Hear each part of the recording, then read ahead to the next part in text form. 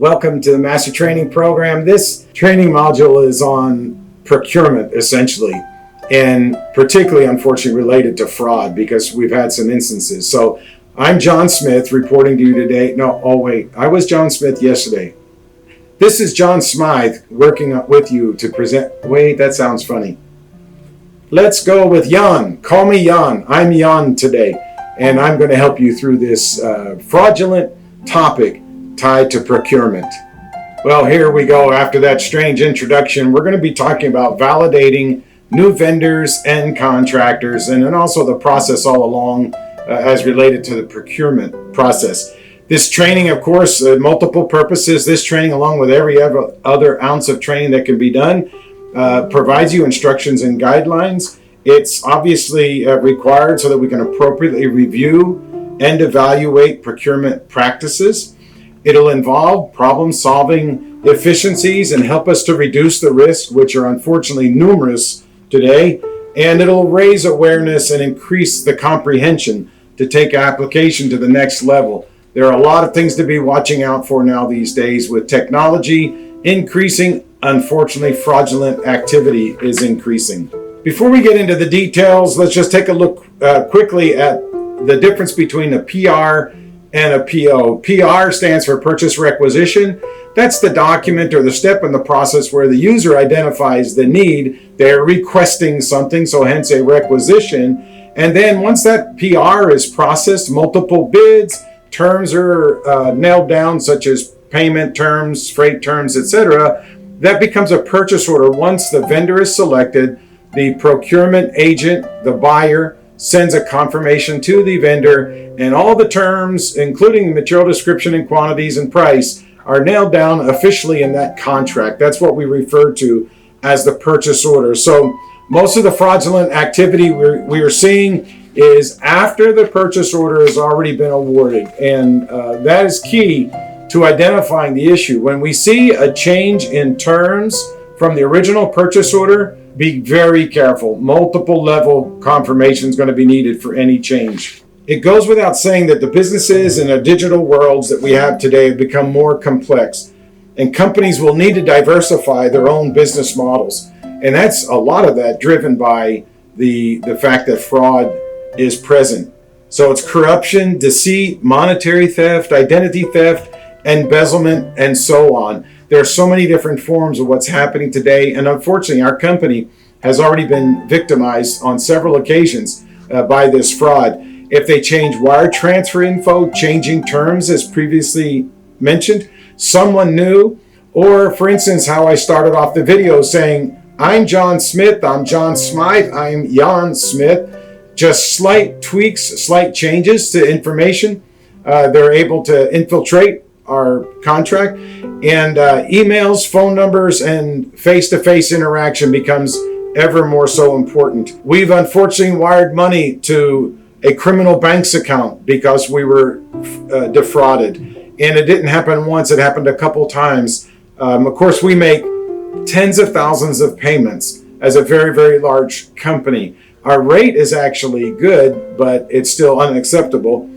We actually shipped to a fraudulent location where someone was able to make presence known in even a shipping process and tricked us into shipping material to the wrong location. We suspect insider fraud at some locations, some vendors we've dealt with. It's not always some third party outside fraud from some other country that far away from here. We suspect that it's been insider fraud a few times. So anyway, what we've come to is a multi-step process which is required not just by purchasing, but also by accounting, and the user needs to get involved also along the way. So one of the big programs that's out there, it's been out there for a while, it's called Know Your Vendor, or KYV, Know Your Vendor. Vendor management is in charge of managing and maintaining all of the company's vendors. And typically vendor management is handled by the purchasing department, a marketing team. Businesses must plan for and implement best vendor management practices, and that's what KYV is referred to as Know Your Vendor, a strong vendor management practice. By having insights into every player in the internal and external networks and all of the supply chain, the process can reduce risk exposure. Some of the best ways to vet the suppliers can be assign a vendor a risk rating. That's a whole program unto itself, but that's a good way to qualify your vendors and to keep them qualified. I'm going to go through these quickly. You can study on your own time.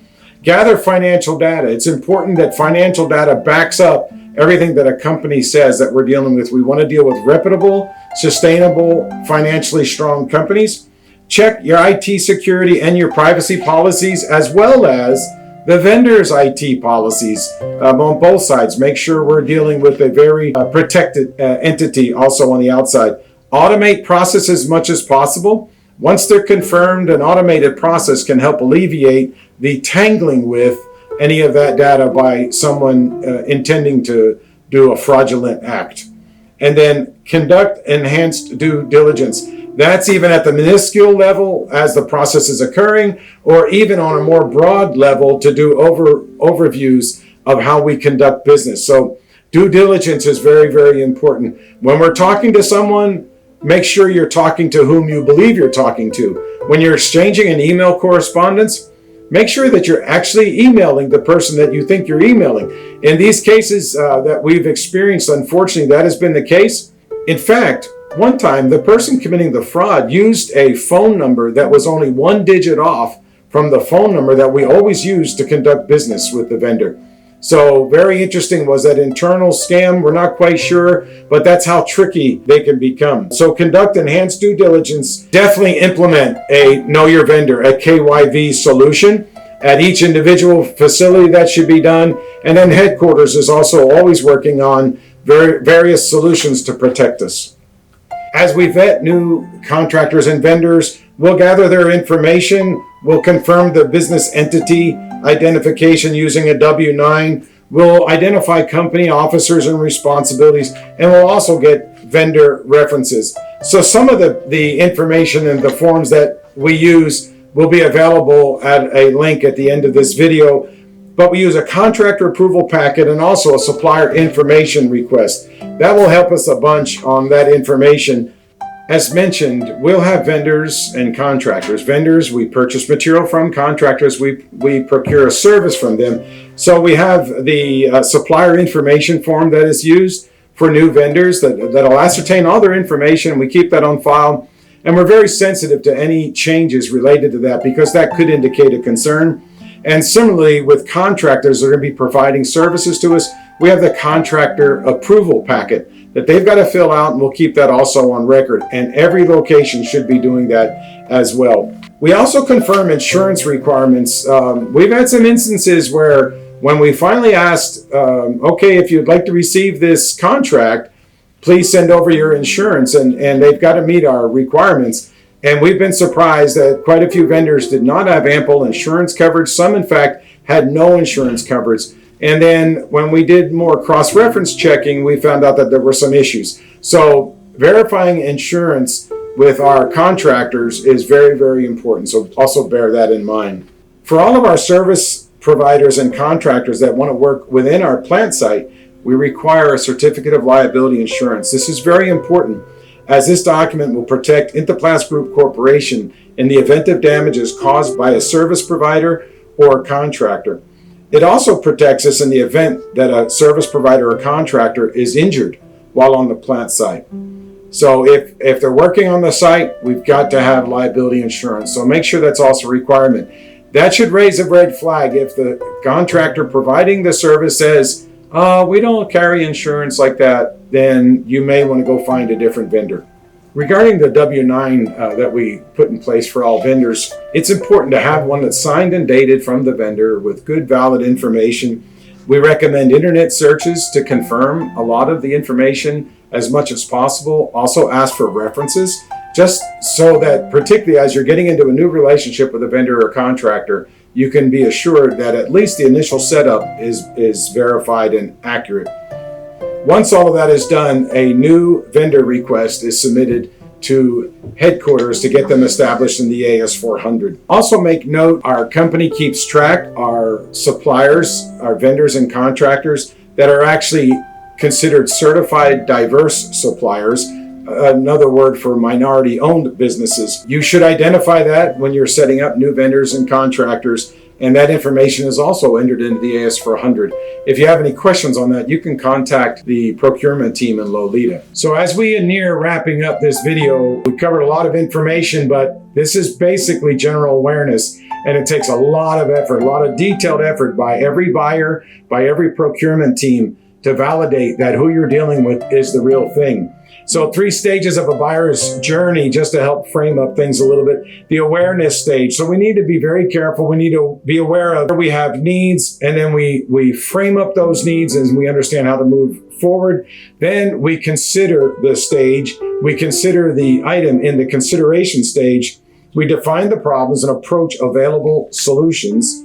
And when we're approaching available solutions, we need to rest assured the vendors and contractors that we may be dealing with are reputable. And then the decision stage, settle the financial strategies and solutions, and it should be for the long term. And that's why this element is so important, that once we nail down a contract or a purchase order with any given vendor or supplier, contractor, we need to be very, very careful that terms do not change. Terms should not change. Every once in a while, there is a true need for a term to change, but typically, if a term changes last minute, and particularly in a rushed setting, the provider makes it more favorable for us to allow for the change, be very suspect of that change, possibly a red flag or an alert for some type of scam occurring. So be very, very careful. And that's happening at the decision stage and after, post-decision stage. Hey, by the way, change the shipment address to such and such. And the load was rerouted. It was unloaded. Our regular customer never paid us. We asked, why haven't you paid? They said, we never got the material. And then that's when we discovered that the material had been delivered to a scammer. And of course, that scammer took the material in one warehouse, immediately moved it out. We've never seen the material again, never got our money. That was a bad deal, unfortunately. Handle all the details related to procurement with intense security, whether it's down payments, progressive pays, if it's just a simple 1% 10 or net 30 pay. Be very, very careful.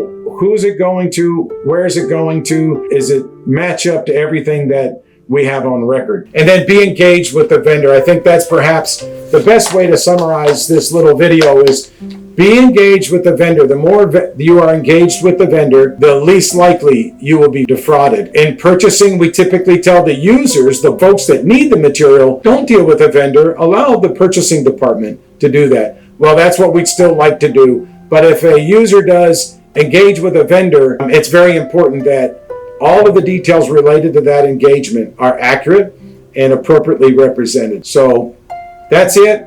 Thank you. Good luck.